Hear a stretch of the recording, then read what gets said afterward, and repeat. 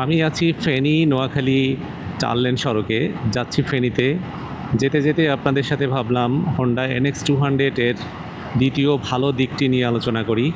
আমার দৃষ্টিতে দ্বিতীয় ভালো দিক আমার কাছে যেটা মনে হয়েছে সেটা হলো এই বাইকটির সাসপেনশন, অর্থাৎ সামনে যে আপার side down suspension, USD suspension, এইটা আমার দৃষ্টিতে খুব ভালো লেগেছে। আমি বাইকটি যতদিন ধরে চালিয়েছি আমার দৃষ্টিতে আমি আগে যে বাইকগুলো চালিয়েছি হর্নেট 2.0 তো ইউএসডি সাসপেনশন ছিল, কিন্তু আগের ভার্সনগুলোর কথা বা আগের বাইকগুলোর কথার সাথে যদি তুলনা করি তাহলে ইউএসডি সাসপেনশনকে আমি এগিয়ে রাখবো। কেন, কী কারণে সেটাই বলছি। ইউএসডি সাসপেনশনে আমার কাছে 3টা জিনিস মনে হয়েছে। প্রথম কথা হলো টেকনিক্যাল কথা যদি আসি তাহলে সেটা হলো কন্ট্রোলিং, অর্থাৎ ইউএসডি সাসপেনশন থাকার কারণে যেহেতু ইউএসডি সাসপেনশনের উপরের অংশ ভারী এবং নিচের অংশ হালকা, তো সেহেতু কর্নারিং এবং ব্রেকিংয়ের সময় আমার কাছে এক্সট্রা একটি কনফিডেন্স মনে হয়েছে। অর্থাৎ কর্নারিংয়ের সময় যে ফর্ক ভেঙে যাওয়া বা ফর্ক বেঁকে যাওয়ার যে একটা ঝুঁকি, সেইটা কিন্তু আমার কাছে মনে হয় না, এবং আমার কাছে এটা সত্যিকার অর্থেই খুবই ভালো লেগেছে। আর এরপরে আরেকটা বিষয় হলো স্ট্যাবিলিটি, অর্থাৎ যখন আপনি একদম হাই স্পিডে এসে ব্রেক করবেন তখন আমার কাছে মনে হয়েছে যে এই সাসপেনশনটি যথেষ্ট স্টেবল থাকে, এবং যেহেতু উপরের অংশটি ভারী আর নিচের অংশটি হালকা, সেহেতু যদি কোনো ভাইব্রেশন অথবা যদি কোনো ধাক্কা লেগে থাকে সেই ধাক্কাটা কিন্তু নিচে হালকা থাকার কারণে ওখানে কিছু অ্যাবজর্ব হয়ে যায়, অর্থাৎ ওখানে কিছু শক ওখানেই অ্যাবজর্ব হয়ে যাওয়ার কারণে উপরে হ্যান্ডেলে ওই ঝাঁকি বা ধাক্কা কিন্তু তুলনামূলকভাবে কম লাগে।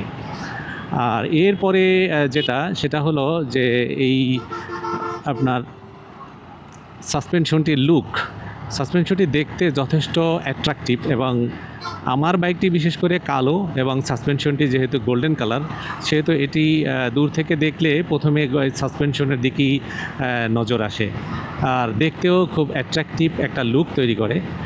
এই দৃষ্টিকোণ থেকে আমার কাছে মনে হয়েছে যে আপনার লুকটা হলো আমার কাছে ইউএসডি সাসপেনশনের 3 নম্বর। তো এই 3টা কারণে আমি Honda NX200 এর সাসপেনশনকে 2 নম্বর ভালো দিকে রাখতে চাই। আর এই ইউএসডি সাসপেনশন থাকার কারণে বেসিক্যালি যে দূর থেকে কিন্তু একটা ভিজিবিলিটিও বাড়ে, অর্থাৎ বাইকের একটা নিজস্ব যে প্রেস্টিজাস যে একটা ব্যাপার আছে, যে নর্মালি দেখা গেছে একটু কম প্রাইজিং বাইকগুলায় ইউএসডি সাসপেনশন থাকে না, সাধারণত টেলিস্কোপিক সাসপেনশন থাকে।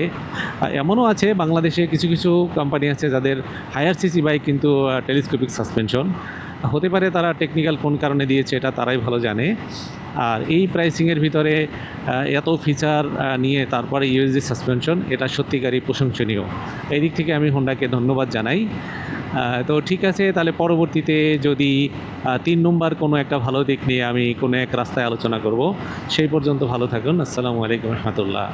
রোদ ঝলমল সকাল, হাওয়া আমার কালে, রাস্তা যেন ডাকে আহ, চললো ছাড়ি বেলা।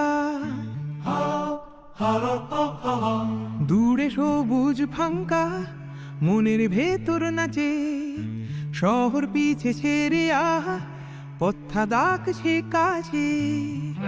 বাঁকা পথে ঘুরে মেঘের সাথে কথা, শুধু একটাই গান বুকের ভেতর আওয়াজ। চল ছুটে যায় ছুটে যায়, চল ছুটে যায় ছুটে যায়, চল ছুটে যায় ছুটে যায়, ছুটে যায় ছুটে যায়, ছুটে যায়।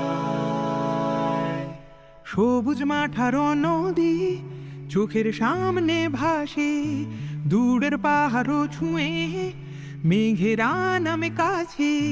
বাঁধের কোন শেষ নেই, বুকের ভেতর জোর, এই দুপুরের হাওয়া দে নতুন এক ছন্দা। বাঁকা পথে ঘুরে মেঘের সাথে কথা, শুধু একটাই গান বুকের ভেতর আওয়াজ। চল ছুটে যায় ছুটে যায়, ছুটে যায় ছুটে যায়, চল ছুটে যাই ছুটে যায়, ছুটে যায় ছুটে যায়, ছুটে যায়। ছোটে ছোটে চলে দূরের আলো জলে,